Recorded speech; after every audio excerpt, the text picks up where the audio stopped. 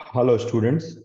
So last class में जो last video था उसमें हम लोगों ने शुरू के 25 क्वेश्चंस नीट 2023 के फिजिक्स के देखे थे। आज के वीडियो में हम लोग बाकी के 25 क्वेश्चन जो कि सेट H3 को हम लोग सॉल्व कर रहे हैं। मैंने ये पहले भी एक्सप्लेन किया था लास्ट क्लास में। सेट H3 से अब जो बाकी के 25 क्वेश्चंस हैं हम लोग उसकी बात करेंगे। ठीक है कि बाकी के 25 क्वेश्चन को हम लोग आज सॉल्व करेंगे, कॉन्सेप्ट देखेंगे। अगर इसमें कहीं कोई शॉर्टकट लग रहा है या कोई स्पेशल कॉन्सेप्ट लग रहा है तो वो मैं आपको बताऊंगा। हर क्वेश्चन के साथ मैं आपको ये बताऊंगा कि इस क्वेश्चन का लेवल क्या था, क्या आपसे बनना चाहिए था, क्या नहीं बनना चाहिए था। तो इस चीज को आज हम लोग बहुत ही डिटेल में बात करने वाले हैं। राइट, तो आइए शुरू करते हैं। Question number 26। देखिए क्वेश्चन नंबर 26 एक ऐसा क्वेश्चन है जो कि थोड़ा सा शायद कॉन्सेप्चुअली गलत हो गया है। ठीक है, तो इसे बात करते हैं क्यों गलत हो गया। आपसे पूछ रहे हैं कि radius of gyration of a solid sphere. अगर हम रेडियस ऑफ गायरेशन की बात कर रहे हैं मतलब हमें मोमेंट ऑफ इनर्शिया कैलकुलेट करना है। तो moment of inertia of solid sphere को अगर हम बात करें तो ये होता है आपका 2/5 mr²। और अगर हम रेडियस ऑफ गायरेशन की बात करें तो रेडियस ऑफ गायरेशन हम लोग कैसे निकालते हैं, ये वैल्यू mk² के बराबर होगी, यानी कि k आपका रेडियस ऑफ गायरेशन होगा। रेडियस ऑफ गायरेशन होगा। तो यहां से अगर हम लोग देखें इसको हम k सॉलिड कर देते हैं तो सॉलिड स्फीयर का रेडियस ऑफ गायरेशन क्या हो जाएगा, ks² की बात करते हैं तो ये आपका होगा 2/5r²। अगर हम हॉलो स्फीयर की बात करें तो हॉलो स्फीयर जो है वो आपका होगा 2/3mr²। यानी कि अगर इसको हम लोग k हॉलो कर देते हैं तो k हॉलो का स्क्वायर हो जाएगा 2/3r²। और अगर आपको बोल रहा है कि जो आपको रेशियो निकालना है, द रेशियो ऑफ सॉलिड, ठीक है, and to that of hollow, तो सॉलिड वाले को हम ऊपर रखेंगे यानी के एस का स्क्वायर ऊपर रखेंगे, डिवाइडेड बाई के एच का स्क्वायर करेंगे तो ये होगा 2/5r² अपॉन 2/3r²। तो यहाँ से 2 भी कैंसिल होगा, आंसर विल बिकम 3/5 या 3:5। आप बोलोगे सर 3:5 आ तो रहा है फिर सही है, फिर इसमें गलत क्या है। देखो गलत ये है कि आपसे यहाँ पे जो रेशियो पूछा जा रहा है वो रेडियस ऑफ गायरेशन का पूछ रहा है, लेकिन ये जो हमने रेशियो निकाला है वो रेडियस ऑफ गायरेशन के स्क्वायर का निकाला है। राइट, तो समटाइम्स ऐसा होता है कि जिन बुक से क्वेश्चन लिए जा रहे हैं शायद वहां कोई दिक्कत रह गई है। ठीक है, इसीलिए ये प्रॉब्लम्स हो जाती है। ठीक है, तो अभी क्या है कि हमें यहाँ पे देखना है कि अगर हमने 3:5 वहां टिक कर दिया, मे बी शायद उन्होंने भी यही ऑप्शन सही रखा हो, लेकिन कॉन्सेप्चुअली यहाँ पे एक छोटा सा फ्लॉ है। ठीक है, वो फ्लॉ क्या है कि हम रेशियो निकाल रहे हैं रेडियस ऑफ गायरेशन के स्क्वायर का, ना कि रेडियस ऑफ गायरेशन का। तो अगर हम टेक्निकली देखें तो ये क्वेश्चन एक रॉन्ग क्वेश्चन में गिना जाना चाहिए। राइट, और जहां तक रह गई बात रेडियस ऑफ गायरेशन की, मोमेंट ऑफ इनर्शिया की, तो ये बहुत ही बेसिक चीज है जो हम लोग रोटेशन चैप्टर में क्लास 11 मैकेनिक्स में सीखते हैं। तो अगर मेरे से पूछोगे अगर ये क्वेश्चन पूरा सही भी होता तो ये क्वेश्चन सबसे इजी क्वेश्चन नहीं काउंट होता। आइए चलते हैं अगले क्वेश्चन पे। अगला क्वेश्चन जो है वो है आपका कि a metal wire has 0.4 plus 0.002, ठीक है, ये मास है। 0.4 प्लस 0.002, ठीक है, प्लस माइनस एरर का क्वेश्चन है। ठीक है, radius 0.3 plus minus 0.001 and length 5 plus minus 0.02। ठीक है, ये सेंटीमीटर में है, ये ग्राम में है, ये mm में है। आपसे पूछ रहा है कि परसेंटेज एरर, ठीक है, for calculation of density. Density के कैलकुलेशन में परसेंटेज एरर क्या आएगा। तो देखो सबसे पहले समझना है डेंसिटी क्या होती है। तो डेंसिटी आपकी होती है मास अपॉन वॉल्यूम। डेंसिटी को मैं d से रिप्रेजेंट कर देता हूँ, मास को m से, और वॉल्यूम। अब देखो अगर हम वायर की बात कर रहे हैं, मेटल वायर बोला है, तो मेटल वायर का शेप जो है वो सिलेंड्रिकल होगा, है ना। अगर हम मेटल वायर लेते हैं तो ये शेप आपका सिलेंड्रिकल है। तो सिलेंड्रिकल शेप का वॉल्यूम क्या होगा आपका, पाई आर स्क्वायर एल। तो पाई आर स्क्वायर एल, ये आपका डेंसिटी का फॉर्मूला होगा। और परसेंटेज अगर हम कैसे निकालते हैं, delta D by D into 100। ठीक है, अब यहां से हम फॉर्मूला बना लेंगे, क्या हो जाएगा आपका डेल्टा, देखो पहला वेरिएबल क्या है, मास है, तो delta M by M into 100 plus pi constant है, तो हमें पाई पे यहाँ पे ध्यान ही नहीं देना है, हम रेडियस पे ध्यान देंगे। तो पावर आगे हो जाएगी delta R by R into 100 plus length है, तो delta L by L into 100। ये वैल्यू हमें कैलकुलेट करनी है और ये हमें गिवन है। देखो डेल्टा एम, ये डेल्टा एम की क्वांटिटी है 0.002 बाई मास कितना है आपका 0.4 into 100, right, plus 2 into delta R, ये क्वांटिटी है 0.001 बाई रेडियस कितना है 0.3 into 100 plus delta L by L, तो डेल्टा एल ये हो गया आपका 0.02 बाई एल हो गया 5 इंटू 100। ठीक है, अब देखो इसे कैलकुलेशन करते हैं, तो यहाँ से हम डेसिमल को हटाते हैं तो हमें 3 जीरो लगाने पड़ेंगे, यानी कि मैं बाई 1000 करूँ और यहाँ के लिए मैं इंटू 10 करूँ, यानी कुल मिला करके ये डेसिमल हटा, ये हटा आपका, ठीक है, ये 1000 कैंसिल हुआ, 2/4 आपका हो गया 0.5। 2/4 मतलब 1/2, 1/2 मतलब 0.5। सेम काम यहाँ करके देखते हैं, यहाँ से डेसिमल हटाना है तो 1 2 3, हमने 3 जीरो लगाए, ठीक है, इनटू यहाँ से डेसिमल हटाना है तो हमने 10 किया, राइट। अब ये डेसिमल हट गया, ये हट गया, राइट। तो देखो ये 1000 कैंसिल हो गया, ये हो गया 2/3, 2/3 होता है 0.67। ठीक है, अब यहाँ से हटाना है तो हमें क्या करना है, ये डेसिमल हटाना है, 2 है तो हमने 100 किया, तो ये आपका हट गया, ये 100 कैंसिल हो गया, 2/5। ठीक है, तो ये होगा 0.4, राइट। तो अगर इसको आप सॉल्व करोगे तो ये आपका हो गया 1, ठीक है, 0.57, यानी अप्रोक्सीमेटली 1.6 के अराउंड, राइट। तो आंसर विल बी 1.6%। देखो मैंने पूरा डिटेल में इसे सॉल्व करके इसलिए दिखाया है यहाँ पे, ठीक है, मैं इसको ये समझाना चाह रहा था यहाँ पे कुछ बातें, कि कभी भी ये डेसिमल काउंट्स पे अगर आ जाए तो इसमें घबराने का नहीं। सिंपल जो हमने बचपन में पढ़ा है, ठीक है, आप उसको अगर रूल वाइज फॉलो करो, देखो आपका इसको बोलते हैं स्ट्रक्चर्ड थिंकिंग। ठीक है, यहाँ पे मैं थोड़ा सा ज्ञान देना चाहूंगा आपको, है ना, ज्ञान भी जरूरी है। स्ट्रक्चर्ड थिंकिंग क्या होती है, स्ट्रक्चर्ड थिंकिंग ये होती है कि मुझे फाइनल रिजल्ट तक पहुंचना है। समटाइम्स क्या होता है ना, हमें आइडियाज आ जाते हैं और हम बीच से कैलकुलेशन में इधर उधर कर देते हैं, घिच पिच होता है, आंसर नहीं आता, फिर हम रिकैलकुलेशन करते हैं, फिर करते हैं। ये एक बहुत बड़ी सीख है किसी भी कॉम्पिटिटिव एग्जामिनेशन के लिए, कि when you are solving the question, आपका अप्रोच बहुत स्ट्रक्चर्ड होना चाहिए, आपकी कैलकुलेशन की स्ट्रक्चरिंग बहुत क्लियर होगी कि इस टाइप की कैलकुलेशन को मेरे को ऐसे ही करना है। ठीक है, आप बिलीव मी, अगर ये स्ट्रक्चर्ड अप्रोच, इसको हम बोलते हैं प्रॉब्लम सॉल्विंग का, ये स्ट्रक्चर्ड अप्रोच है। स्ट्रक्चर्ड अप्रोच का मतलब क्या है, कि सबसे पहले मुझे कॉन्सेप्ट अप्लाई करना है, ठीक है, फिर मुझे उसमें डेटाबेस रखना है, फिर मुझे इस डेटाबेस का कैलकुलेशन करना है। ठीक है, कैलकुलेशन करने का भी अपना एक फिक्स थंब रूल, इसको थंब रूल बोला जाता है। जैसे कि अगर हम मॉर्निंग में उठ रहे हैं तो हमें ब्रश करना है, ब्रश करने के बाद नाश्ता करना है, इसके लिए हमें सोचना नहीं पड़ता, क्योंकि हमारा ब्रेन उसके लिए स्ट्रक्चर्ड है, हमें बचपन से उसकी ट्रेनिंग दी गई है।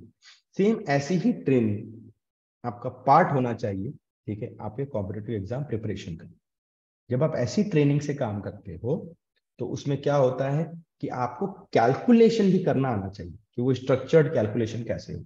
यहाँ पे इस पर्टिकुलर क्वेश्चन में मैंने इस कैलकुलेशन पे इतना एफर्ट इसलिए दिया ताकि आपको ये समझ में आए कि स्ट्रक्चर्ड कैलकुलेशन, ये हमने कुछ नहीं किया, ये सब डेसिमल चेंज करना फ्रैक्शन में हमने बचपन में सीखा है। और कॉम्पिटिटिव एग्जामिनेशन वाले जानबूझकर ऐसा डेटा डालते हैं, because they are also searching good brains. उनको ये नहीं चाहिए किसने एक अच्छी फिजिक्स रटी हुई है, ठीक है, बिकॉज वो आपको सेलेक्ट कर रहे हैं एक अच्छा डॉक्टर बनाने के लिए फ्यूचर में। तो they also need some structured brain जो सोच सके कैसे चीजें करनी, राइट। तो try to understand the concept of competitive examination first, कि भैया क्यों कराया जाता है, क्या चूज किया जा रहा है, ठीक है।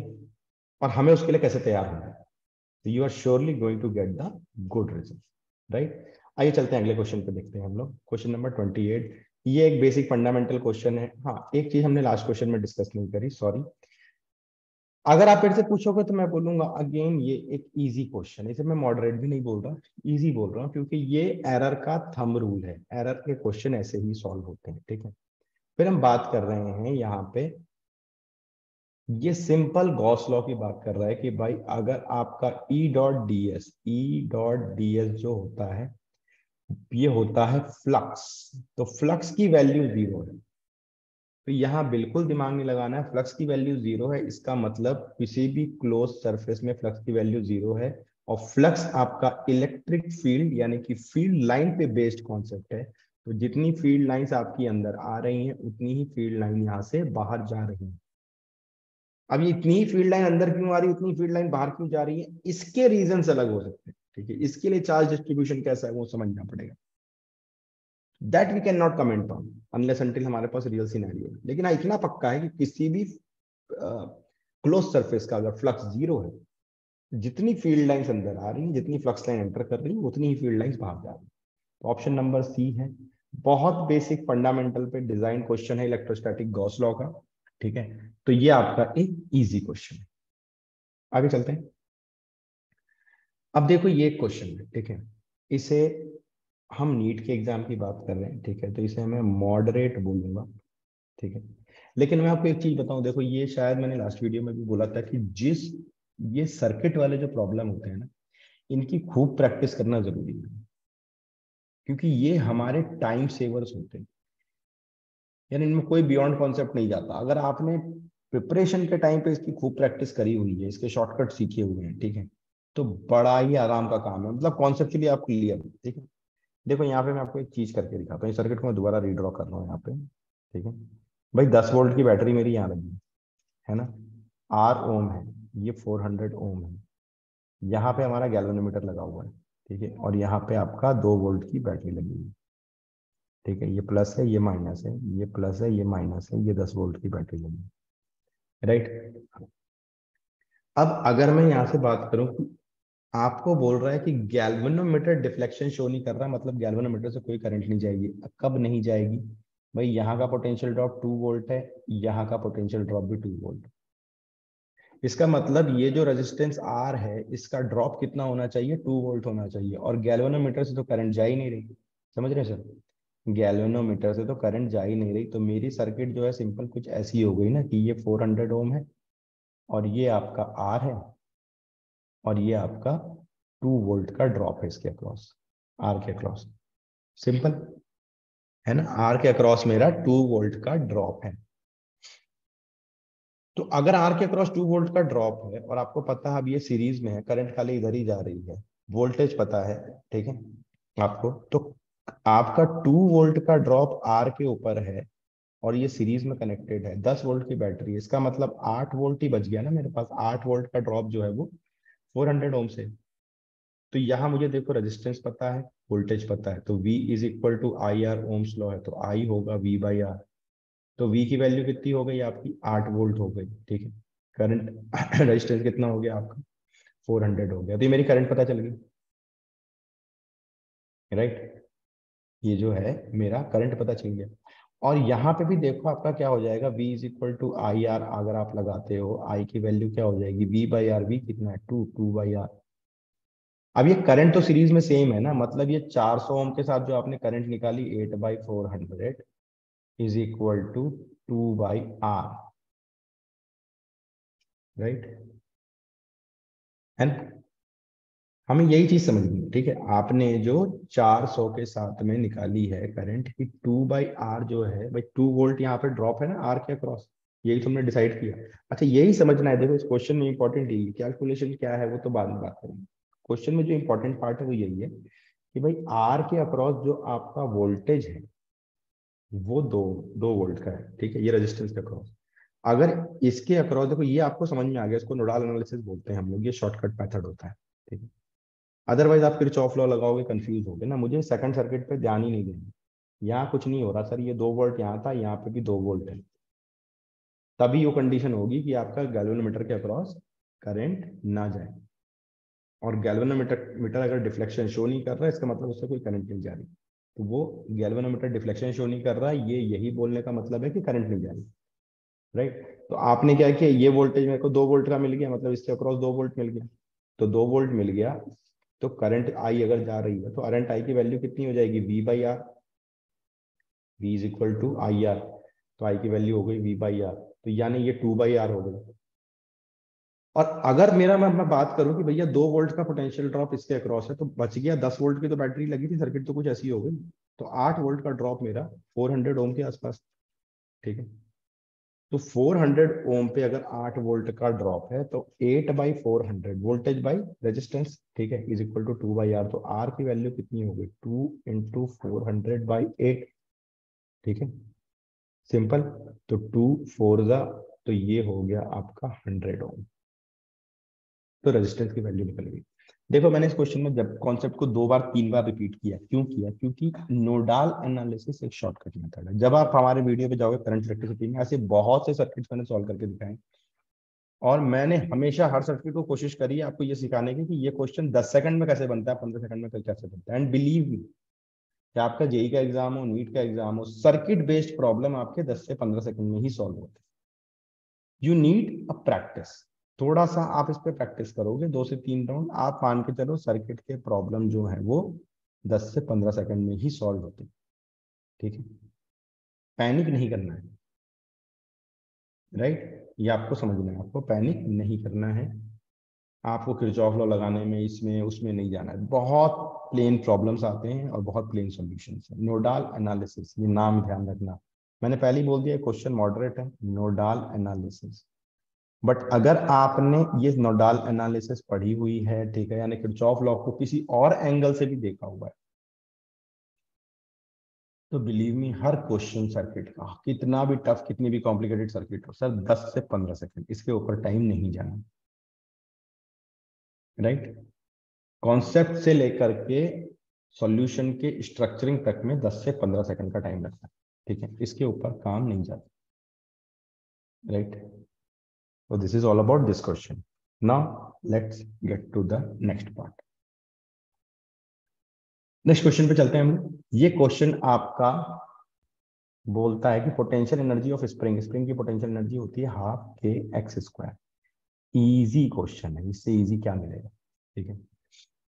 व्हेन स्ट्रेच्ड बाय 2 सेंटीमीटर, मतलब एक्स की वैल्यू अगर 2 सेंटीमीटर हो तो उसको हम यू बोलते हैं, ठीक है। यानी कि यू कब है, जब मैं बोलता हूँ हाफ के इंटू 2 स्क्वायर।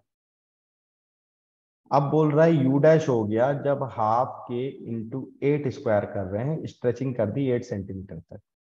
तो यू डैश बाई यू कितना हो गया, हाफ के इंटू 8 स्क्वायर अपॉन हाफ के इंटू 2 स्क्वायर, हाफ के कैंसिल। तो यू डैश बाई यू कितना हो गया आपका 4 का स्क्वायर, है ना, राइट। और यू डैश कितना हो गया आपका 16 यू हो गया, यही तो निकालना है, ठीक है। अगेन देखो 10 से 15 सेकंड का ही क्वेश्चन है, पढ़ना है, फॉर्मूला बेस्ड क्वेश्चन है, कहीं कुछ नहीं करना है। एक की एनर्जी दी है, दूसरे को उसके रेफरेंस में निकालना है। अगर मैं बोलूं ये वहां मैं आपको सॉल्व करके दिखा रहा हूं, लेकिन अगर आप पेपर में बैठे हैं, आप थोड़े से एक्सपर्ट हैं, तो ये इन क्वेश्चन को हम बोलते हैं ये वर्बल क्वेश्चन है। देखो टिक मारो, आगे बढ़ो, इसमें कुछ करना ही नहीं है, ठीक है। तो ये इजी क्वेश्चन है, और जैसा मैंने बोला इसमें कुछ करना नहीं है, इसमें डिस्कशन का भी बहुत ज्यादा कुछ है नहीं। आगे बढ़ते हैं अगले पार्ट। कार्नोट इंजन, ठीक है, अगेन एक इजी क्वेश्चन है, फॉर्मूला बेस्ड क्वेश्चन है, ठीक है भाई। कार्नोट इंजन की जो एफिशिएंसी होती है वो होती है 1 - T2/T1। T2 जो होता है वो सिंक का टेम्परेचर होता है, और T1 जो होता है वो सोर्स का टेम्परेचर होता है, और टेम्परेचर हमेशा हम यहाँ पे केल्विन में लेते हैं। एफिशिएंसी 50% है, यानी ये हो गया 1/2, है ना। 1 - T2, T2 मैंने क्या बोला, सिंक का टेम्परेचर जो आपको निकालना है, और सोर्स का टेम्परेचर 327 है, यानी 327 + 273। तो 1/2 is equal to 1 - T2/0 0 and 327 + 273 600 हो जाएगा। तो T2/600 जो है वो आपका हो जाएगा 1 - 1/2। ठीक है, सिंपल। अब हम कैलकुलेशन कर रहे हैं, कॉन्सेप्ट का तो इसमें कोई सीन ही नहीं था, फॉर्मूला लगाना है, वैल्यू रखनी है और कैलकुलेशन करने हैं। तो T2/600 हमारा कितना हो जाएगा, 1/2, ये हो जाएगा 300। तो T2 की वैल्यू हो गई 300 केल्विन। लेकिन आंसर जो है हमारे पास यहाँ पे वो डिग्री सेंटीग्रेड में दिए हैं, तो T2 आपका हो जाएगा 300 माइनस 273 यानी कि 27 डिग्री सेंटीग्रेड। तो एक फॉर्मूला बेस्ड क्वेश्चन है ये, जिसमें बिल्कुल भी आपको दिमाग नहीं लगाना है, आपको बस ये देखना है कि फॉर्मूला क्या था, वो याद होने चाहिए, ठीक है। एंड उस फॉर्मूले पे आपको क्या करना है, वैल्यूज को पुट करना है, कैलकुलेशन करना है। मैंने क्या बोला, structured approach, without panic approach, है ना। स्ट्रक्चर्ड अप्रोच में आप चलोगे तो आपके क्वेश्चंस जो हैं वो सॉल्व एक ही बार में होंगे, कैलकुलेशन मिस्टेक्स नहीं होंगी। हर कैलकुलेशन का अपना थंब रूल है, उन थंब रूल को फॉलो करना है, ठीक है। चलिए अगले क्वेश्चन पे चलते हैं। एंगुलर एक्सेलरेशन, देखो ये क्वेश्चन ऐसा एक इजी क्वेश्चन है अगर आपने थोड़ा सा पढ़ा ढंग से। एंगुलर एक्सेलरेशन यानी अल्फा की बात हो रही है। अगर हम किसी भी सर्कुलर मोशन को या रोटेशन को लेते हैं, तो एंगुलर एक्सेलरेशन और ओमेगा की जो डायरेक्शन होती है वो हमेशा perpendicular to the surface along the axis of rotation होती है। कई जगह ये चीजें पढ़ाई जाती है, कई जगह ऐसा बोला जाता है कि इतने डीप कॉन्सेप्ट नीट वालों को क्या जरूरत है, बट ये एक बेसिक फंडामेंटल है। ओमेगा की डायरेक्शन और अल्फा की डायरेक्शन जो होगी वो अलोंग द एक्सिस होगी। तो ये एक फंडामेंटल डेफिनेशन, इस पे हमें बहुत ज्यादा आगे दिमाग लगाना नहीं, राइट। ओके, आगे चलते हैं। अगेन एक इजी क्वेश्चन है आपका, है ना, वेव्स के साथ में है ये।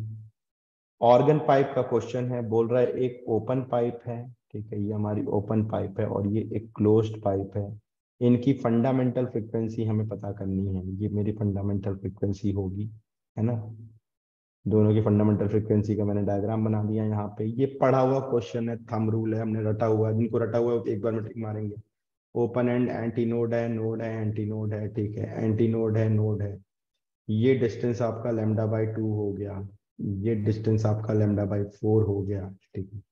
तो अगर आप देखोगे यहाँ पे, तो velocity by lambda is equal to आपका फ्रीक्वेंसी होती है।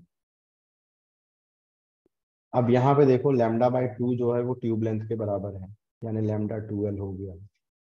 यहाँ पे जो है λ/4 आपका ट्यूब लेंथ के बराबर है, यानी लैम्डा आपका 4L हो गया। जब इनका रेशियो करोगे दोनों के फ्रीक्वेंसीज का, तो यू विल गेट 2:1, है ना। मतलब इसे हमने एफ ओपन रख दिया, इसे हमने एफ क्लोज रख दिया। अब देखो ratio of frequency of an open by closed, यही निकालना है आपको ना, यानी V/2L अपॉन V/4L। तो ये आपका आएगा 2/1, सिंपल। तो ये फॉर्मूला बेस्ड क्वेश्चन है, ये रटा हुआ है, ठीक है आपको। और ये रेशियो यूजुअली जब हम क्लास में पढ़ते हैं तब भी इसको निकालते हैं, ये रेशियो कैसे निकालते हैं, ठीक है। ऑर्गन पाइप का रेशियो जो होता है ओपन का एंड क्लोज्ड का, इसे हम निकालते हैं, राइट। तो ये आपको एकदम रटी हुई चीज है, इसमें आपको दिमाग लगाना ही नहीं है, ठीक है। आगे मतलब ये फॉर्मूला बेस्ड है, इसमें क्या ही सोचना आपको, ठीक है। Open organ pipe, close organ pipe जो हम लोग पढ़ते हैं यहाँ पे, है ना। तो ये एक एप्लीकेशन है, आपको पता है, ठीक है। वेव्स चैप्टर से है, इजी क्वेश्चन है, फॉर्मूला बेस्ड क्वेश्चन है। आई थिंक आप सबने इसको करेक्ट किया ही होगा। आगे चलते हैं। अब ये एक प्रोजेक्टाइल का क्वेश्चन है, इजी क्वेश्चन है, ठीक है। कैलकुलेशन थोड़ा सा है इसमें, राइट। तो यहाँ पे देखो यू की वैल्यू जो है वो दे रहा है 280 मीटर पर सेकेंड।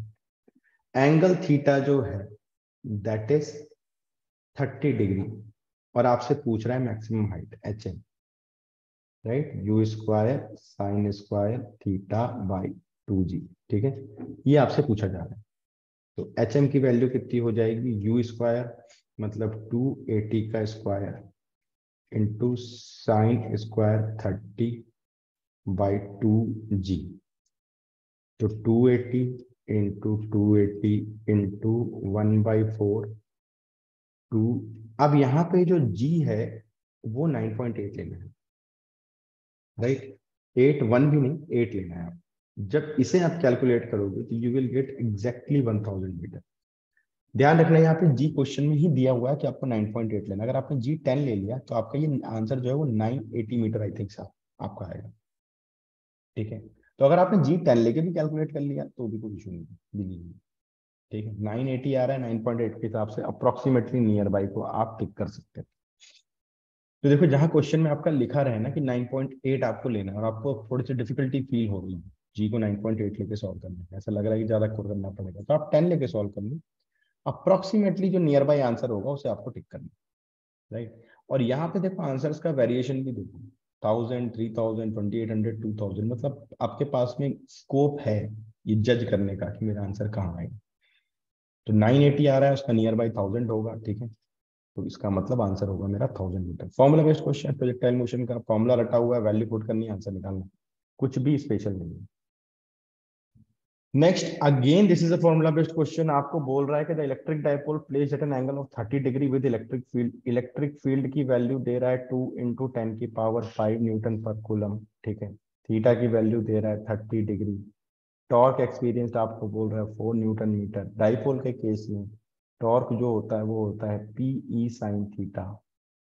टॉर्क आपने रख दिया 4, पी आपको नहीं पता, ये है 2 × 10⁵, साइन की वैल्यू में आपका आ गया 30, तो ये हो गया 4 = p × 2 × 10⁵ × 1/2। साइन 30 की वैल्यू 1/2।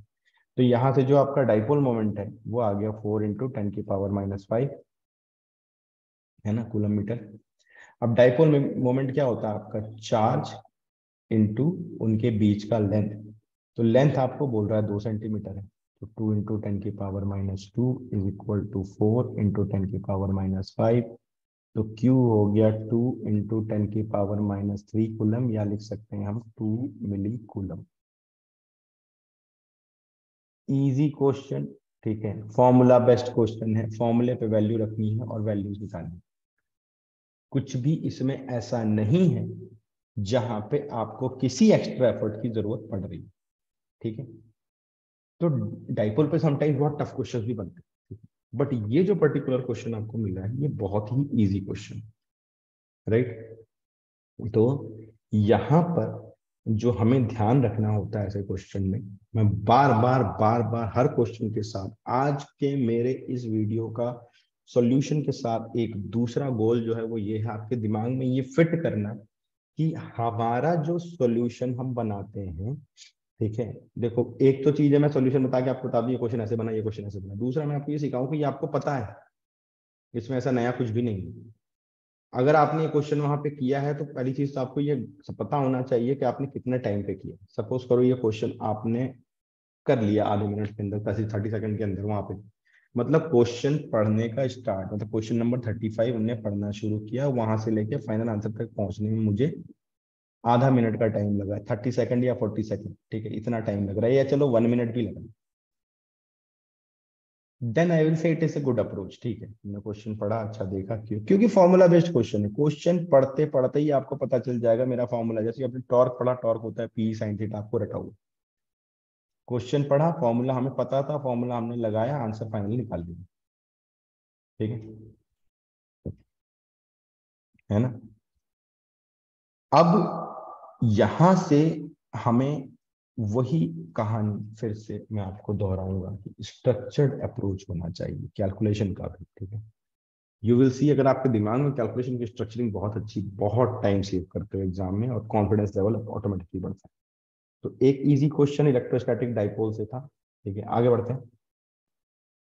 अगेन डाइपोल का क्वेश्चन है, question number 36। An electric dipole placed as shown in the figure, the electric potential at point P due to dipole। अब देखो यहाँ पे इस क्वेश्चन को मैं बोलता हूँ मॉडरेट, ठीक है। क्यों बोल रहा हूँ मॉडरेट, मैं उसका कारण बता रहा हूँ, ठीक है। -Q, ये हुआ +Q, सेंटर से ये 3 सेंटीमीटर है और ये भी 3 सेंटीमीटर है, और सेंटर से एक्सियल पोजीशन पे एक पॉइंट P है, ये 5 सेंटीमीटर, ठीक है।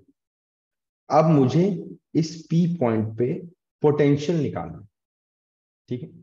चलो, पी पॉइंट पे पोटेंशियल कैसे निकले, तो मुझे कुछ नहीं करना, इस प्लस क्यू के कारण पोटेंशियल कितना होगा और इस माइनस क्यू के कारण पोटेंशियल, प्लस क्यू के कारण मेरा पोटेंशियल कितना होगा, Q by 4 pi epsilon not को के लिख देते हैं क्योंकि आंसर देखो के के टर्म में है मेरा, ठीक है। तो के क्यू, ठीक है, 1/4 पाई एप्सिलॉन नॉट को हमने के कर दिया, तो के क्यू बाई आर। अब ये डिस्टेंस कितना होगा इस प्लस क्यू से, ये डिस्टेंस कितना होगा, तो 5 - 3 मतलब 2 सेंटीमीटर। अब सेंटीमीटर के लिए वो बोल रहा है कि ये सेंटीमीटर को अगर मैं 10⁻⁻² लिखूंगा तो ये ऊपर जाएगा, यहाँ मैं लिखता हूँ 10⁻², चलो लिख ही देते, माइनस नेगेटिव के कारण पोटेंशियल कितना होगा, क्योंकि नेगेटिव चार्ज है इसलिए माइनस लिखा मैंने यहाँ पे, तो के क्यू बाई डिस्टेंस ही आपको देखना है, तो डिस्टेंस क्या हो गया, यहाँ से डिस्टेंस देखेंगे तो 5 + 3 यानी 8 सेंटीमीटर, तो ये हो गया 8 × 10⁻², यानी देखो ये हो जाएगा के क्यू बाई 2 × 10⁻² माइनस के क्यू बाई 8 × 10⁻²। अब ये 10⁻² और के क्यू बाहर निकाल लो, ये बचा 1/2 - 1/8, ठीक है। तो ये आपका होगा, देखो यहाँ पे भी इसको 4 से मल्टीप्लाई करो, 4 से मल्टीप्लाई करो तो 4 - 1 3, 3/8, तो ये हो गया 3/8 के क्यू इंटू 10⁻² वोल्ट।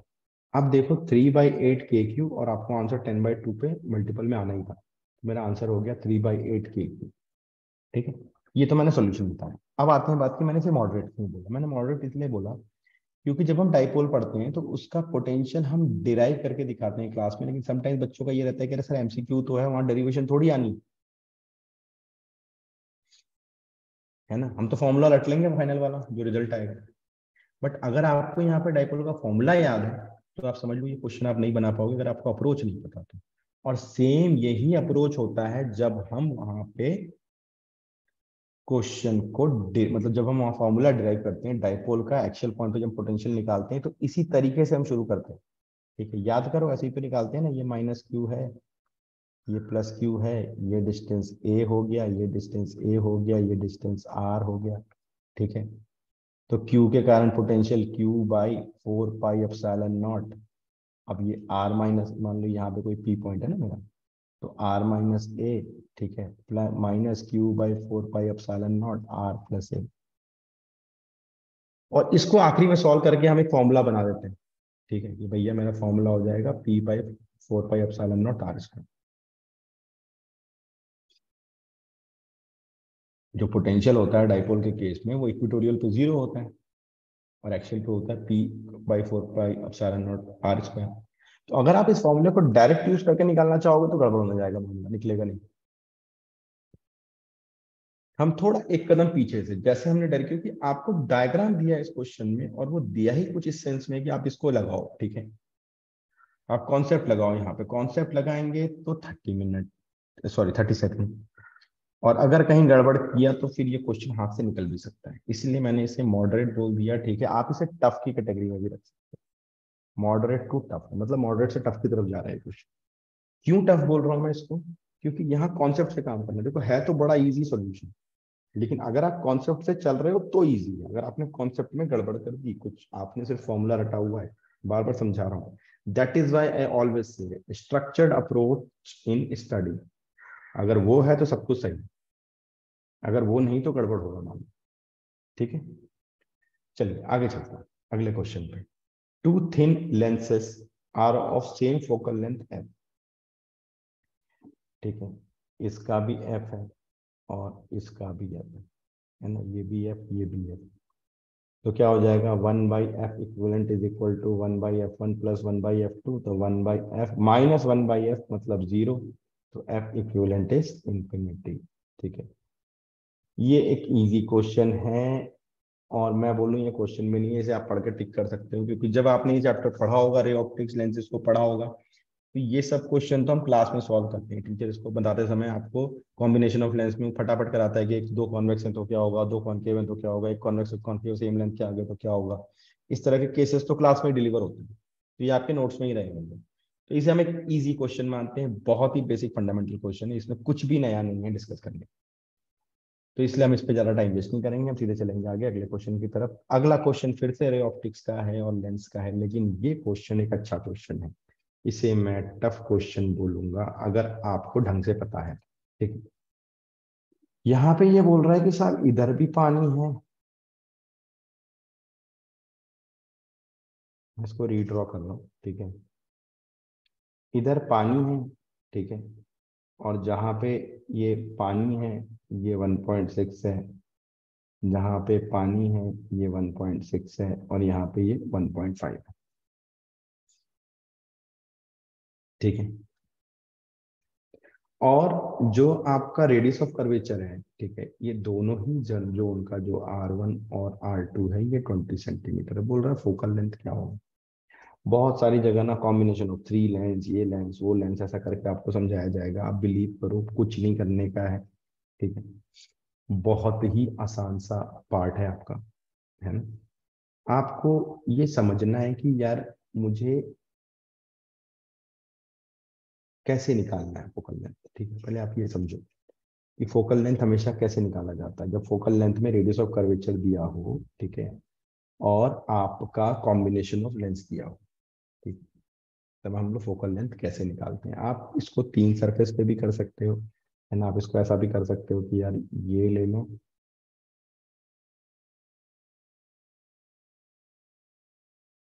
प्लस ये ले लो,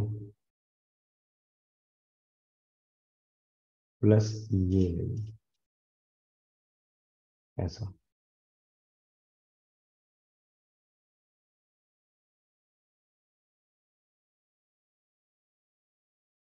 तो यहाँ पे क्या है, इस क्वेश्चन पे आपको ये देखना है कि देखो हमने इसको 3 सीक्वेंस में तोड़ दिया। अब इसका फोकल लेंथ और इसका फोकल लेंथ सेम होगा, इसका फोकल लेंथ आपको निकालना पड़ेगा। ठीक है? तो हम क्या करेंगे, इसको हम F1 ले लेते हैं, इसको F2 ले लेते हैं, इसको F3 ले लेते हैं। अब देखो कैलकुलेशन जो लेंस मेकर फॉर्मूला आप यूज करोगे कैसे करोगे, 1/F1 is equal to 1.6 -1, right, क्योंकि वाटर का आपका रिफ्रैक्टिव इंडेक्स 1.6 है, डिव इनटू इस सरफेस का तो आपका रेड इंफिनिटी लेना पड़ेगा 1/R2 -1/R1, और ये हो जाएगा 1/20। तो ये वैल्यू आप कैलकुलेट करोगे तो ये आएगा -0.6/20। और ये 1/F1 के लिए सेम यही चीज आपकी 1/F3 के लिए भी आएगी -0.6/20। ठीक है, और अगर आप F2 निकाल रहे हो, यानी कि जहाँ पे हम लेंस की बात कर रहे हैं, तो ये आपका हो जाएगा 1.5 -1/1, 1/20 -1/20। सिंपल, ये तो कॉन्वेक्स लेंस है, आपको बताइए कैसे निकालते हैं। ठीक है, तो जब इसे आप सॉल्व करोगे तो ये आपका हो जाएगा 1/20।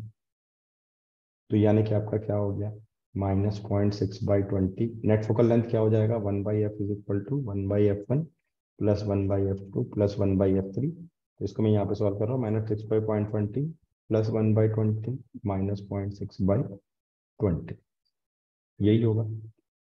ठीक है, 1.2 -1.2 +1 मतलब -0.2/20।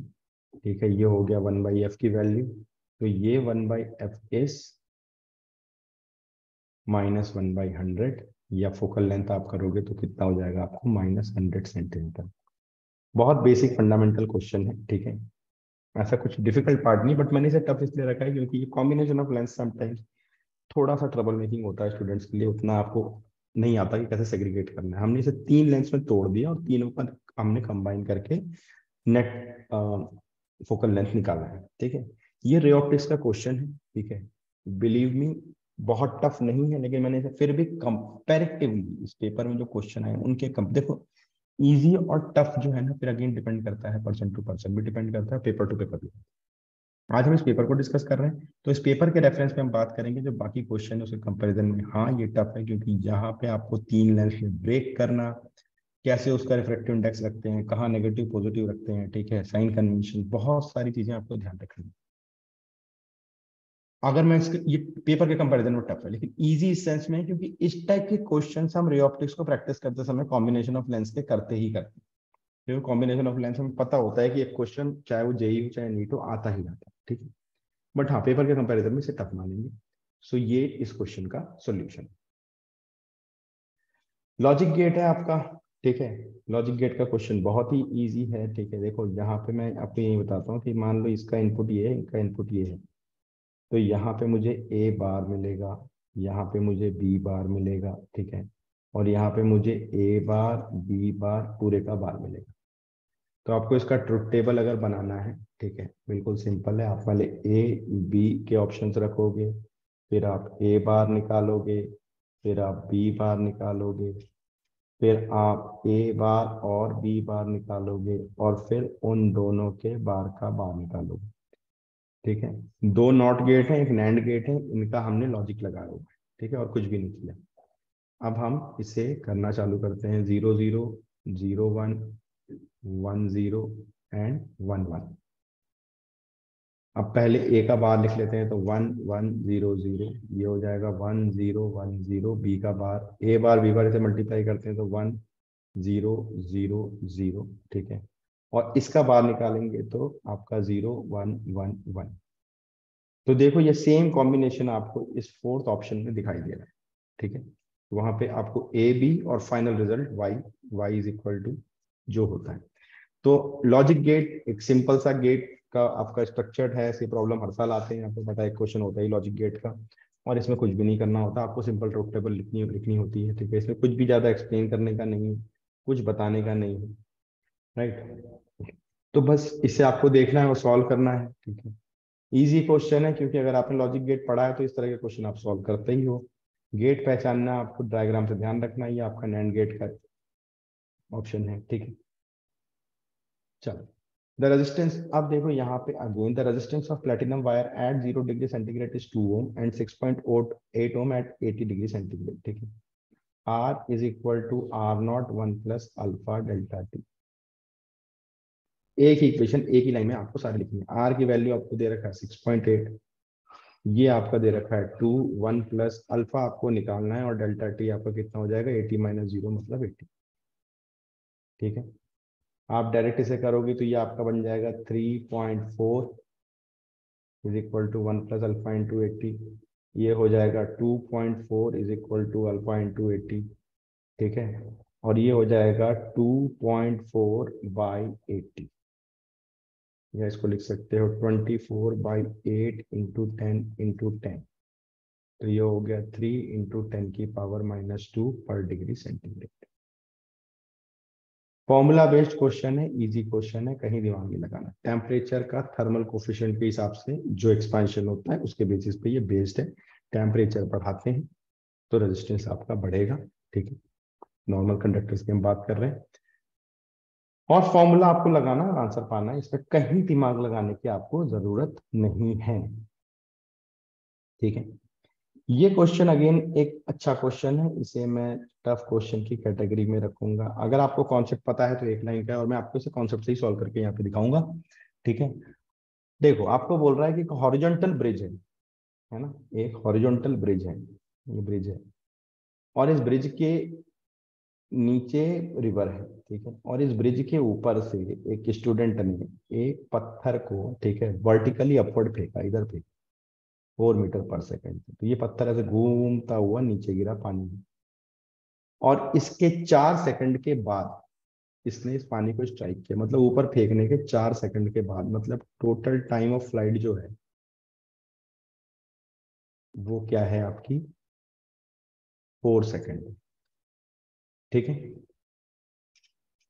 अब आपको इसमें बताना है कि भाई इस ब्रिज की हाइट क्या है, यानी कि ये एच क्या है। अब देखो अगर आपको कॉन्सेप्ट पता है तो बहुत सिंपल है, मैं एक बार में ही आपको सॉल्व करके दिखाता हूँ कि हमें इस हाइट को पता करना है, राइट। तो minus H is equal to, ठीक है, या H is equal to minus U T plus half G T square, ठीक है ना। ये आप इसको ऐसा कर सकते हो, देखो मतलब अगर इसको दूसरे तरीके से आप कॉन्सेप्ट में देखो तो ऐसा भी लिखते हैं, minus H is equal to U T minus half G T square, ठीक है। कॉन्सेप्ट एक ही है, मैं आपको सिंपल समझाता हूँ अभी, एक बार इससे पहले सॉल्व करके देख लेते हैं कि आंसर क्या आ रहा है, ठीक है। अब माइनस यू की वैल्यू आपको दी हुई है कि भाई यू की वैल्यू जो है आपकी 4 मीटर पर सेकेंड है और टाइम आपको दिया हुआ है कि 4 सेकेंड का है, प्लस हाफ जी की वैल्यू 10 लेंगे, टी स्क्वायर मतलब 2 बार लिख देते हैं, 4 × 4 का है, ठीक है, 2 × 2 = 4, ठीक है। ये हो गया आपका h इज इक्वल टू -16 + 80, ठीक है। तो h आपका आ गया 64 मीटर। अब सवाल ये उठता है कि सर h में ये -ut क्यों हुआ, ठीक है, और h कैसे निकला डायरेक्टली, तो ऊपर गया तो इतने डिस्टेंस का क्या हुआ। देखो अभी हम पेपर का सोल्यूशन डिस्कस करते हैं, डेफिनेटली इतना बड़ा पार्ट हम डिस्कस नहीं कर पाएंगे, लेकिन मैं आपको बता दूं ये एक इसको एक क्वेश्चन को करने का एक सिंपल शॉर्टकट होता है कि यहाँ से यहाँ तक का जो मोशन है एक दूसरे का मिरर इमेज, अगर इसे आपने 4 मीटर पर सेकंड से ऊपर फेंका है तो जब ये इस पोजीशन पे आया होगा तो ये नीचे की तरफ 4 मीटर पर सेकंड से जा रहा होगा, ठीक है।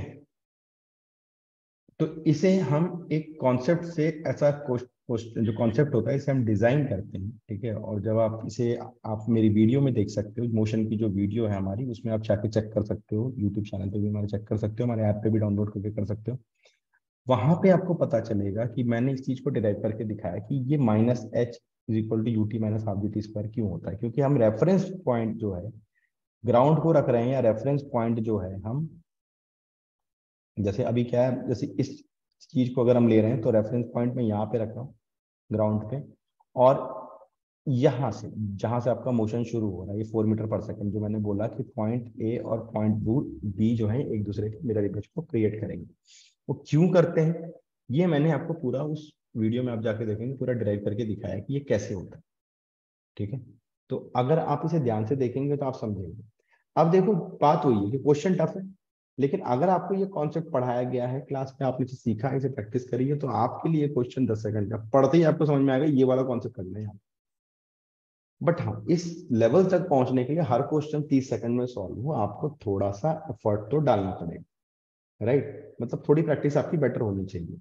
ये भी डिपेंड करता है कि जिसने आपको पढ़ाया उसने ये पढ़ाया या नहीं पढ़ाया है। तो इसके लिए आपको क्या करना है, जाके वीडियो चेक करो हमारी, उसमें आपको बहुत डिटेल में ये चीजें मिलेंगी, राइट। अब देखो ये मैकेनिक्स का क्वेश्चन है, मोशन का क्वेश्चन है, ठीक है, बहुत सिंपल, और ये बहुत इंपॉर्टेंट क्वेश्चन है। मोशन अंडर ग्रेविटी को हम पूरा अलग से ही पढ़ाते हैं, और मोशन अंडर ग्रेविटी मेरे से पूछो तो अपने आप में पूरा एक चैप्टर, उसमें बहुत सारी वैरायटीज है, 3-4 वैरायटीज में मोशन अंडर ग्रेविटी को कवर करते हैं, उसमें कुछ रिलेटिव मोशन का भी पार्ट है। और मैंने जो मोशन अंडर ग्रेविटी को डिफाइन किया उसमें मैंने 3-4 ऐसे शॉर्टकट्स बनाए हैं, मुझे पता है इसी पैटर्न पे क्वेश्चन आते हैं।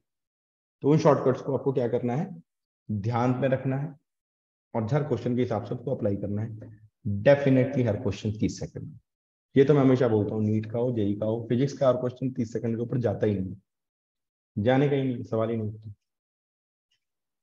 लेकिन हाँ, उसको अचीव करने के लिए करना क्या है आपको, स्ट्रक्चर्ड स्टडी, है ना। जैसे कि उसैन बोल्ट ने एक बार बोला था ना कि I spent 4 years to achieve this 9 second.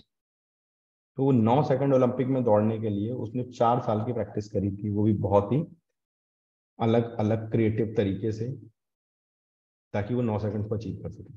तो डेफिनेटली हर क्वेश्चन को अगर 30 सेकंड में अचीव करना है तो उसके लिए बहुत स्ट्रक्चर्ड स्टडी की जरूरत पड़ती है, राइट। चलिए आगे चलते हैं। अब ये जो है क्वेश्चन, ठीक है, देखो आपका अर्थ है और इसके सरफेस पे ही कोई सैटेलाइट है बोल रहे, ठीक है, ये रेडियस आर है ना। तो आपको इसकी ऑर्बिटल वेलोसिटी की बात करनी है यहाँ पे, ठीक है। देखो आपका क्या होगा, ये आपका वी वेलोसिटी, टाइम पीरियड जो होगा, टाइम पीरियड, क्योंकि हमें देखो टाइम पीरियड के टर्म में ऑप्शन दिए, तो टाइम पीरियड आपका होगा 2πr/, डिस्टेंस अपॉन स्पीड, ठीक है भाई।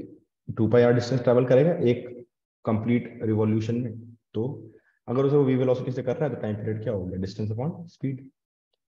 अब ये 2π R लिख लेते हैं, और वेलोसिटी जो होगी वो ऑर्बिटल वेलोसिटी होगी, इसमें कोई दिक्कत नहीं होनी चाहिए, है ना। अब इसे हम बोलेंगे अंडर रूट, सॉरी यानी लिखते इसे, सॉरी, तो ये हो गया 2πr/√GM/2r,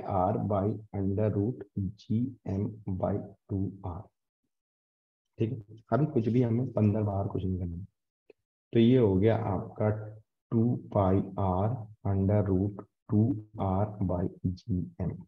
ठीक है, तो ये हो गया 2 पाई को बाहर रखते हैं, इस आर को हम रूट के अंदर ले जाएंगे तो आर स्क्वायर जाएगा और आर स्क्वायर आर से मल्टीप्लाई होकर आर क्यूब हो जाएगा। ठीक, अब देखो जी को जी रखो, मास को, क्योंकि हमें डी डेंसिटी के टर्म में बात कर रहा है तो मास को हम डेंसिटी में कन्वर्ट कर देते हैं 4/3। ठीक है, volume into density is equal to mass, तो वॉल्यूम हो गया 4/3 πr³ इंटू डेंसिटी यानी कि डी, ये मास हो गया मेरा। ठीक है, अब आप ध्यान से देखो, ये r³ तो मेरा कैंसिल होता दिख रहा है, तो ये हो गया 2 पाई, ठीक है, √2, ये 3 भी ऊपर चला जाएगा मल्टीप्लाइड बाई 3। ठीक है, अब एक चीज को आप समझो जरा सा। ठीक है, एक चीज को आपको समझना पड़ेगा यहाँ पे। क्या समझना पड़ेगा भाई, देखो 2πr/g, ठीक, √gm/2r मेरी ऑर्बिटल वेलोसिटी होती है। ऑर्बिटल वेलोसिटी आई थिंक सबको फॉर्मूला इसका पता। ठीक है, orbital velocity is equal to √gm/r+h होता है। ठीक, h जो है वो आपका gm/r हमने कर लिया, इसमें कोई आपका बड़ा सीन है नहीं। ठीक है, अब यहाँ पे हमें जो समझना है, ठीक है, वो क्या है कि ये जो आपका सिनेरियो निकल करके आएगा, ठीक है, आपको क्या 3 पाई आपका आ गया, मतलब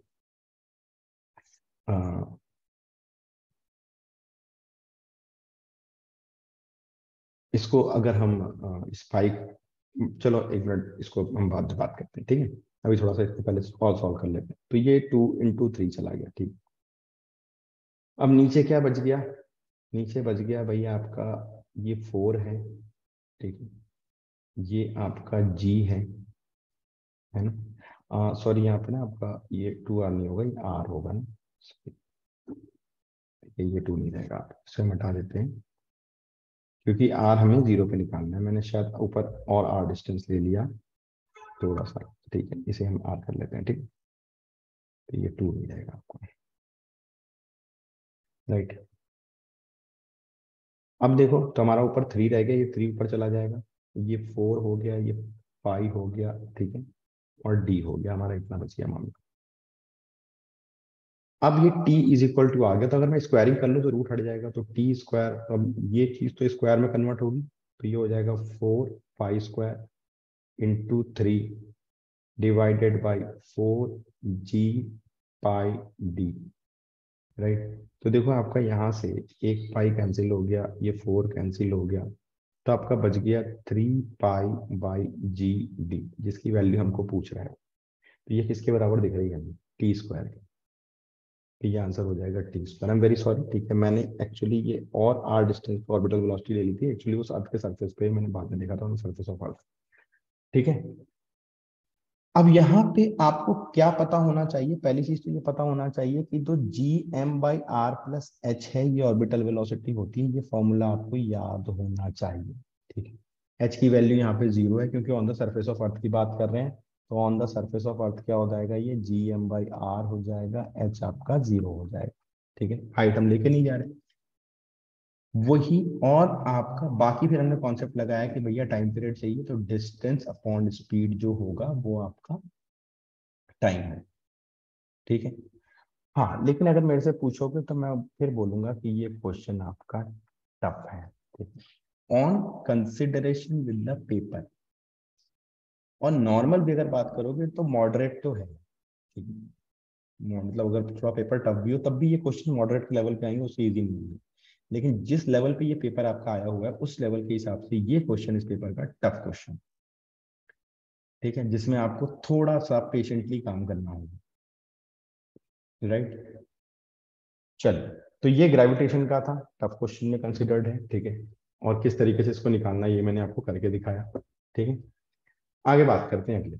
अब ये एकदम इजी क्वेश्चन है, मॉडर्न फिजिक्स का क्वेश्चन है। रेडियस जो होता है वो 0.53 एंगस्ट्रॉम होता है, फॉर्मूला पता है 0.53। ठीक है, अब देखो आपको 0.53 याद ना हो तो उसके लिए भी इसने रेफरेंस दिया हुआ है, लेकिन आपको थर्ड अलाउड ऑर्बिट में पूछ रहा है, मतलब इंटू 9 करोगे तो आपको जो आंसर मिलेगा वो 4.77 एंगस्ट्रॉम मिलेगा। बहुत सिंपल मॉडर्न फिजिक्स एटम का क्वेश्चन है, कहीं दिमाग नहीं लगाना है, फॉर्मूला बेस्ड क्वेश्चन है, इजी क्वेश्चन है, इस पर हम भी ज्यादा डिस्कशन नहीं करेंगे। अगले क्वेश्चन की तरफ चलते हैं। A wire carrying a current I along the positive x axis. अब वायर जो है उस पे करंट इस डायरेक्शन में जा रही है, वायर इस डायरेक्शन में रखा हुआ है, और तो इसका मतलब ये जो आपका लेंथ है ना, ठीक है, जो करंट है, ठीक है, आप तो देखो क्या होता है, फोर्स जो होता है मैग्नेटिक फोर्स वो होता है आई टाइम्स एल क्रॉस बी। तो हम इसको क्या लिखेंगे, आई इज अ करंट को डिफाइन कर रहे हैं, ठीक है, या मैं इसे कैपिटल आई लिख देता हूँ ताकि कंफ्यूजन ना हो। तो कैपिटल आई, एल क्या हो गया आपका, एल आपका हो गया एल आई कैप, क्योंकि एक्स एक्सिस पे है ना। क्रॉस मैग्नेटिक फील्ड आपको क्या दे रहा है, 2I + 3J - 4K। अब इसका क्रॉस प्रोडक्ट निकालना है, तो आई, आई क्रॉस आई जीरो होता है, ठीक है, आई क्रॉस जे, ठीक है, के होता है, तो ये कितना हो जाएगा आपका 3। एल को भी आप बाहर रख लो, आई इंटू एल, तो ये हो गया 3K, ठीक है। आई क्रॉस के आपका -J होगा तो +4J, तो ये हो गया। मैग्नीट्यूड की बात करेंगे तो IL√3² + 4² मतलब 5IL, ये मेरा आ गया फोर्स, राइट। ये मेरा फोर्स मुझे पता चल गया, किसी वायर पे फोर्स कितना आता है, 5IL का मेरा फोर्स है जो वायर पे आए,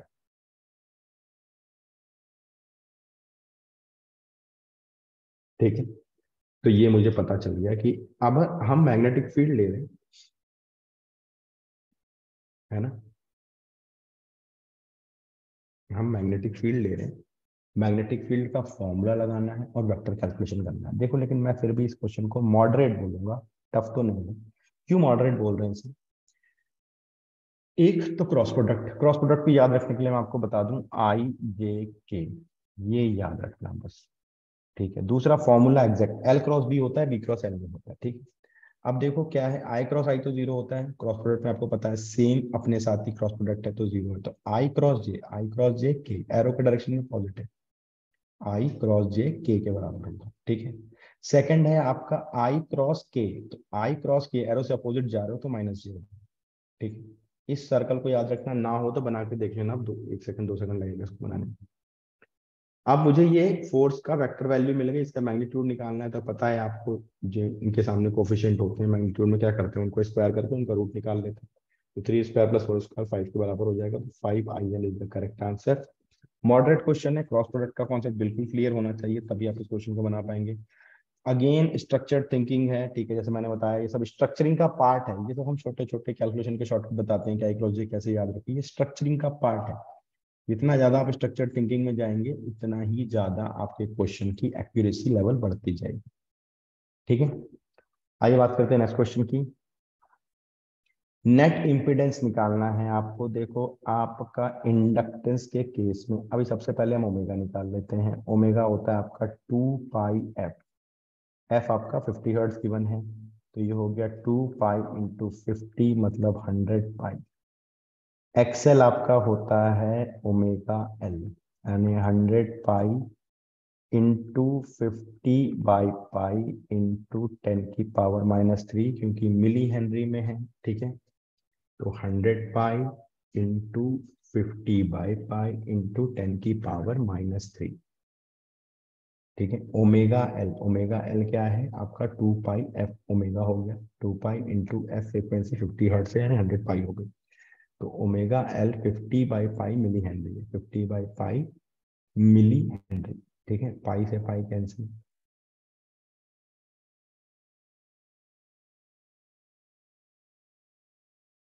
-3, ठीक है, यानी हम बोलेंगे 5 ओम। 5 ओम का आपका रिएक्टेंस है, ठीक है, इंडक्टिव रिएक्टेंस है। सेकेंडली आपको एक्स सी निकालना है जो होता है 1/ω_c, तो ये फिर रखेंगे हम लोग, ओमेगा की वैल्यू हो गई 100π, सी की वैल्यू कितनी हो गई आपकी 10⁻³ इंटू 10⁻⁻6, क्योंकि माइक्रो में है तो इसको आपको चेंज करना पड़ेगा, तो पाई से पाई कैंसिल, ठीक है। अब देखो ये 10 की पावर 2 हो गया, 3 + 2 5, मतलब ये इसे सॉल्व करोगे तो ये 10 ओम हो जाए, राइट। अब अगला आता है पार्ट आपका कि आपको निकालना है इम्पिडेंस Z। तो इम्पिडेंस Z क्या होता है, √R² plus XL minus XC का होल स्क्वायर। ठीक है, तो ये कितना हो जाएगा, R मतलब ये है 10, तो 10 का स्क्वायर प्लस XL मतलब 10 माइनस 5 का स्क्वायर, या 5 - 10 लिख लीजिए, ये मतलब है। तो ये हो गया 100 प्लस 25, यानी कि √125, √125 आपका हो गया 5√5। तो 5√5 का आपका इम्पिडेंस हो गया।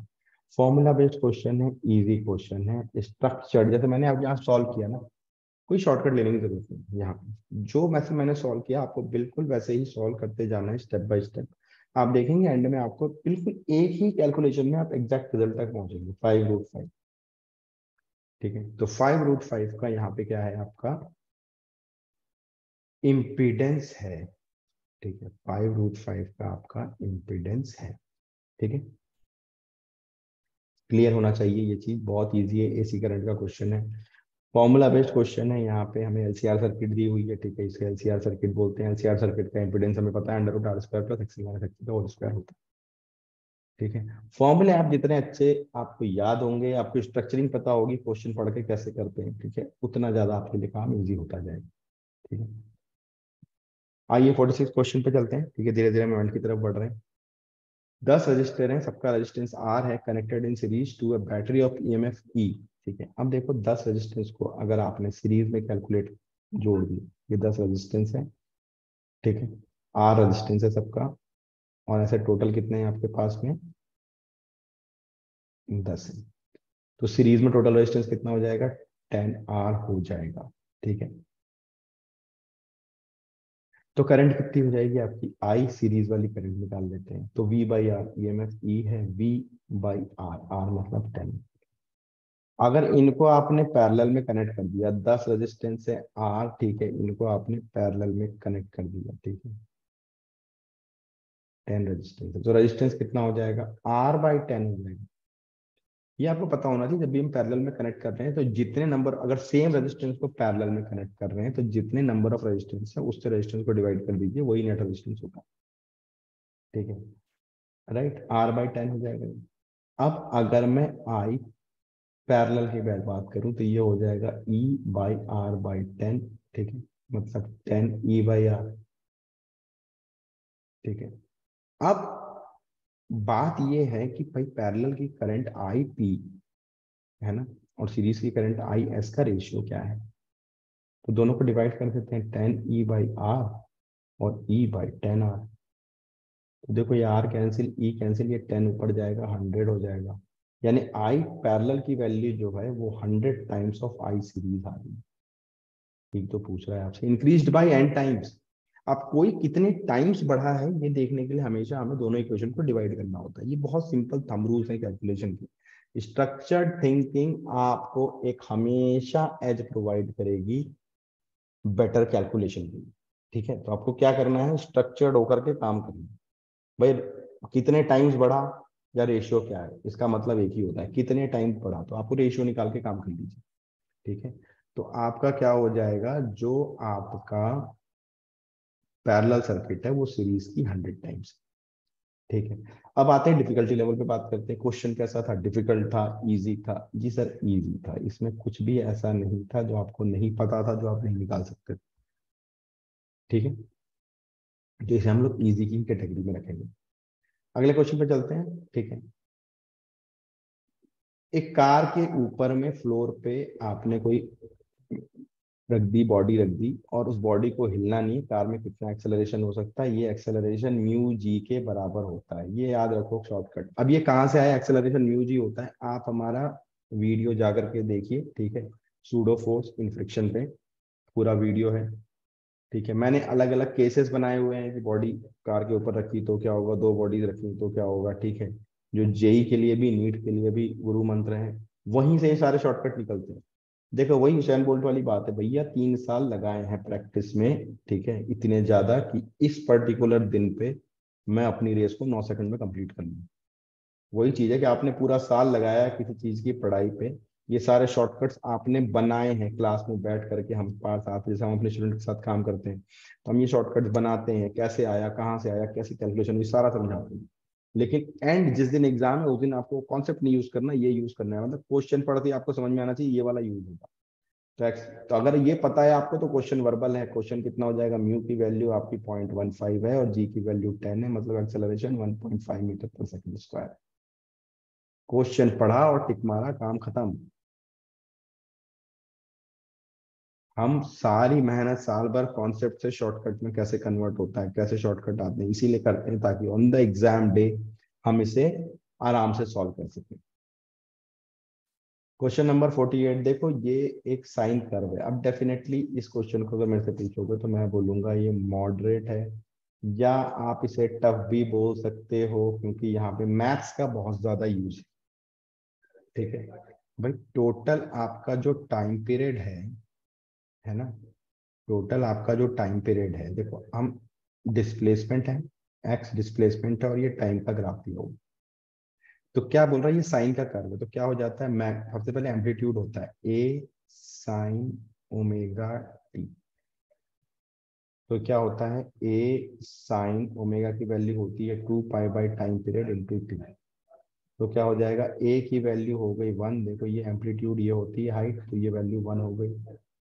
साइन 2 पाई, टाइम पीरियड कितना हो गया यहाँ पे देखो, 8 सेकंड में कंप्लीट हो गई ना साइकिल, तो 8 इंटू टी, मतलब एक्स हो गया आपका साइन पाई/4 इंटू टी। अब इसे हम डिफरेंशिएट करेंगे तो dx/dt, ठीक है, ये निकलेगी मेरी velocity, right.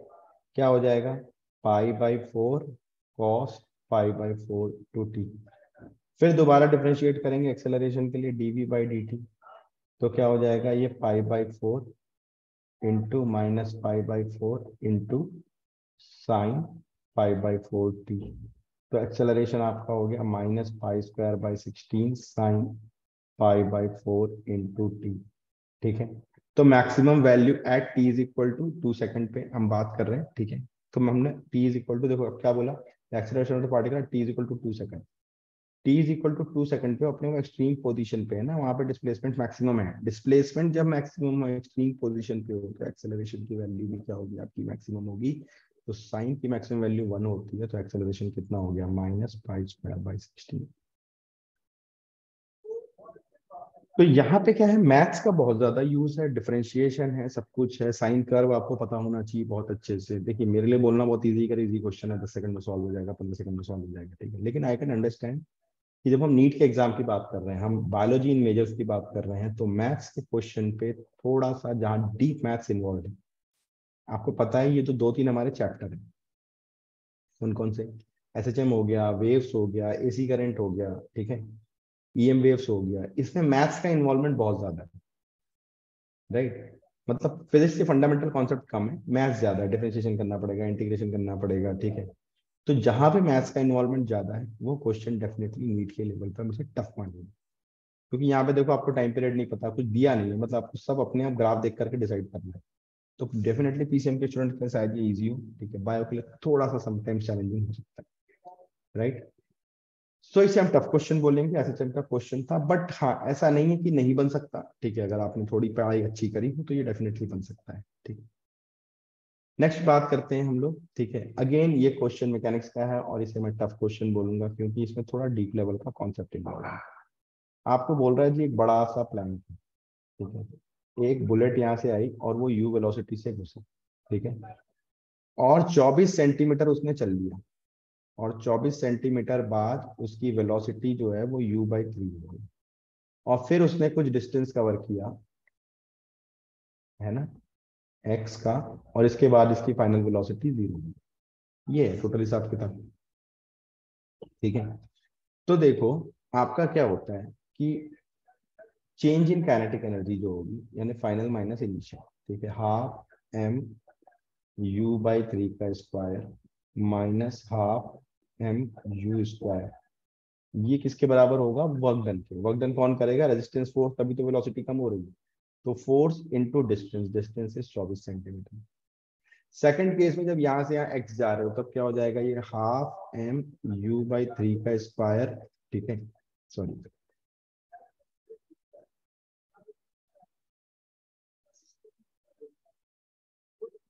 Half M into zero square final minus half M U by 3 का स्क्वायर। ये क्या होगा? ये होगा एफ इंटू एक्स। अब यहाँ से आपको एक्स की वैल्यू निकालनी है तो क्या करेंगे? इन दोनों इक्वेशन पर डिवाइड कर देंगे। तो क्या हो जाएगा? F into X upon F into 24 is equal to, अब ये तो जीरो ही होगा, जीरो का स्क्वायर है तो इसको मैं डायरेक्ट लिख लेता हूँ, minus half M U by 3 का स्क्वायर, और नीचे कितना हो जाएगा? हाफ एम यू बाई 3 का square minus half M U square. तो देखो ये हाफ एम ये यू सारे कैंसिल हो रहे हैं तो ऊपर बच गया, ये एफ भी कैंसिल हो गया, तो ये ऊपर बच गया X by 24 is equal to 1/9, ये हुआ 1/9 माइनस वन। ठीक है, आप चाहे से -1/9 लिख लीजिए, तो -1/9, और ये कितना हो जाएगा? -8/9, तो ये कैंसिल हो गया। तो x/24 इज इक्वल टू 1/8, 8 3 तो x की वैल्यू आ गई 3 सेंटीमीटर। अब वो 24 सेंटीमीटर पहले चला गया था, 3 सेंटीमीटर और गया। टोटल लेंथ कितना? टोटल लेंथ पूछ रहे हैं ब्लॉक पे कितनी कवर हुई, तो टोटल लेंथ आपकी 27 सेंटीमीटर की कवर हो गई। ठीक है, 27 सेंटीमीटर का आपका टोटल लेंथ कवर हो गया, राइट। अब सवाल ये उठता है कि क्वेश्चन इजी है, टफ है? ठीक है, मैं उसे बोलूंगा क्वेश्चन टफ है। इवन आप जेई के लिए भी लेते हैं तो जेई के लिए भी ये क्वेश्चन टफ है। देखो हमेशा क्वेश्चन में मैकेनिक्स के जब मैं पढ़ाता हूँ तो हमेशा बोलता हूँ कि आप चीजों को विजुलाइज करके उसको एक इमेज बनाने की कोशिश करो। ये फिजिक्स का एक फंडामेंटल रूल है। अगर हम ये काम कर पा रहे हैं तो फिर आप यू आर गोइंग गुड, ठीक है। अगर ये नहीं कर पा रहे हैं तो फिर कुछ चैलेंज है ना। तो यहाँ पे क्या है भाई, ये यू से जा रहा है, ठीक है, ये यहाँ पे इस तरीके से जा रहा है, 24 सेंटीमीटर गया, u/3 हुआ, फिर आगे चला जीरो। आपने इसे अगर एक बार ड्रॉ कर लिया तो ये काम बहुत आसान है। दूसरा काम है कि चेंज इन काइनेटिक एनर्जी, यहाँ पे हम लोग वर्क एनर्जी थ्योरम को यूज कर रहे हैं। इसको यूज कर रहे हैं वर्क एनर्जी थ्योरम को। देखो पहले मैं हमेशा क्वेश्चन सॉल्व कर रहा हूँ, आपने देखा होगा इस पूरे सॉल्यूशन पैटर्न मेरा। मैं पहले क्वेश्चन सॉल्व करके आंसर ला के दिखा रहा हूँ ताकि आपको कॉन्फिडेंस आए कि हाँ ये आंसर आ सकता है। फिर मैं आपको उसके कॉन्सेप्ट के डीपर लेवल पे ले जा रहा हूँ, और फिर मैं आपको ये बता रहा हूँ कि ये क्यों टफ है, और दूसरी मैं ये बता रहा हूँ कि इसे कैसे पढ़ना चाहिए। ये 3 4 चीजों पे मैं पैरेलली काम कर रहा हूँ। तो यहाँ पे ये क्वेश्चन वर्क एनर्जी थ्योरम का है, and believe me this is one of the very fundamental and tricky part. Work energy theorem अगर आपको क्लियर हो जाता है तो बहुत काम आपका आसान हो जाता है, आप आगे बहुत कुछ बहुत इजीली सॉल्व कर सकते हैं। तो वर्क एनर्जी थ्योरम पे हमें काम करना बहुत ही जरूरी होता है, राइट। तो यहाँ पे जो वर्क एनर्जी थ्योरम की बात है, ठीक है, उसमें क्या है कि भैया 3 सेंटीमीटर का आपका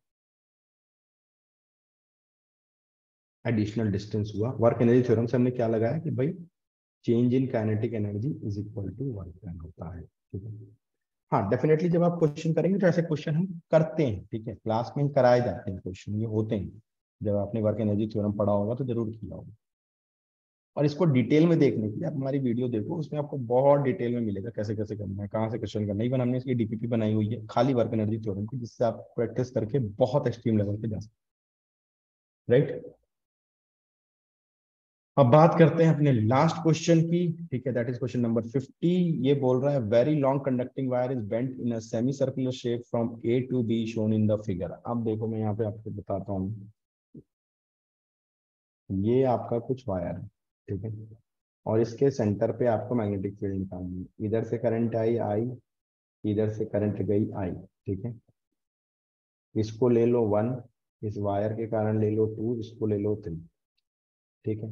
अब देखो B1 की वैल्यू आप देखोगे तो ये होगा μ0I/4 पाई, डिस्टेंस r है, मीटर से रेडियस यहाँ से r, ठीक है।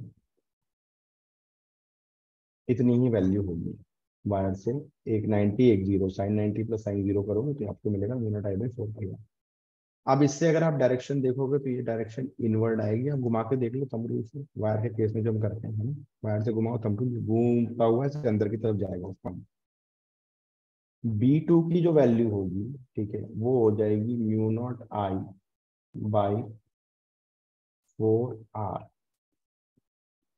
सेमी सर्कल है, सर्कल का 2R होता है, उसका हाफ कर लो 4R। अब इसकी अगर आप डायरेक्शन देखोगे, ठीक है, ऐसे करंट जा रही है तो आउटवर्ड आ रही है ये डायरेक्शन, ठीक है। तीसरा आप B3 देखोगे तो ये आपका हो गया mu naught I again by 4 pi R। अब इस केस में भी आप देखोगे फिंगर्स को रख के, थंब को रख के फिंगर्स कर्ल करोगे तो डायरेक्शन आपको इनवर्ड मिलेगी। तो यानी ये जो आपका हो गया, ये हो गया B2 minus B1 minus B3 net magnetic field. तो mu naught I by 4R minus mu naught I by 4 pi R minus mu naught I by 4 pi R। जब इसे ऐड करोगे तो मिलेगा mu naught I by 4R minus 2 times mu naught I by 4 pi R। तो देखो mu naught I by 4R अगर आप common लेते हो तो ये मिलेगा 1 माइनस 2/5। अब ये ए और बी में से कोई एक करेक्ट हो सकता है, लेकिन आपको पता है कि आपने B2 माइनस किया था और 2/पाई की वैल्यू 1 से कम होती है। 2 डिवाइडेड बाई 3.14, पाई की वैल्यू 3.14 होती है, तो ये 1 से कम होती है। मतलब ये जो रिजल्ट हमें मिल रहा है पॉजिटिव मिलेगा, और आपने B2 को पॉजिटिव लिया था, B2 की डायरेक्शन आउटवर्ड थी, तो नेट डायरेक्शन भी आउटवर्ड होगी, यानी pointed away from the page. तो A option will be the correct option. तो इस तरीके से आज हमने पूरे ही नीट के फिजिक्स का सॉल्यूशन बहुत डिटेल में कैसे पढ़ना है, क्या पढ़ना है, ठीक है, कहाँ से रेफरेंसेस लेने हैं, एक एक चीज के साथ में, और क्वेश्चन का क्या स्टैंडर्ड है। हाँ, इस लास्ट क्वेश्चन पे भी हमें डिस्कस कर लें। देखो ये क्वेश्चन मॉडरेट है, ठीक है, इजी से मॉडरेट के बीच में है ना, मैं ये बोलूंगा। क्यों? क्योंकि जब आप मैग्नेटिक फील्ड निकालना सीखते हैं, ऐसे क्वेश्चन आप प्रैक्टिस करते ही, बिना ऐसे क्वेश्चन के मैग्नेटिक फील्ड होती नहीं, इसमें कुछ भी ऐसा एक्स्ट्रा ऑर्डिनरी नहीं, राइट। अब हम लोग बात करते हैं कि ये overall analysis of the paper क्या है। देखो overall analysis of the paper ये है कि ये पेपर बहुत ही इजी पेपर है, 2-3 क्वेश्चन को छोड़ के बाकी किसी क्वेश्चन में कोई मेजर चैलेंज नहीं, ठीक है। तो यानी कि हम एवरेज बात करें तो 35 से 40 क्वेश्चन तो ऑलमोस्ट, अगर जिसने भी थोड़ी ठीक ठाक प्रिपरेशन करी उनसे बननी चाहिए, ठीक है। तो ओवरऑल पेपर इजी था, ठीक है। सेकेंडली मैं ये बात करूं कि अगर आपसे यहाँ पे नहीं हुआ है काम, अगर हम सॉल्यूशन की बात कर रहे हैं, अगर आपको ऐसा लगता है कहीं कुछ कमी रह गई थी, कुछ फिजिक्स में नहीं हुआ था, हो सकता है कि आपने केमिस्ट्री में मेकअप किया हो, बायो में मेकअप किया हो, अगर उसमें भी प्रॉब्लम आई हुई है तो कोई बात नहीं, this is not the end. अगले साल नीट फिर होना है, ठीक है, और फिर से एक बार मन बनाइए, ठीक है, और फिर से दोबारा एग्जाम की तैयारी में लग जाइए 2024 के लिए, ठीक है। और वहां पे आप हमारी वीडियोस को जरूर फॉलो करिए, क्योंकि बहुत डिटेल डिस्कस करते हैं हम लोग एक एक चीज, right. So I think this is all from the NEET solution side from physics. Thank you for watching me. I again say a lot of thanks to you guys because you did your best in the exam, और उसके बाद आप ये चीजें check कर रहे हो, जो प्रेशर आप झेलते हो वो आप ही समझ सकते हो। सो वीडियोस को जरूर देखो और कॉन्सेप्ट को डेवलप करो, अगले साल फिर अपीयर हो, बहुत आगे आपको अच्छी चीजें मिलेंगी। So thank you.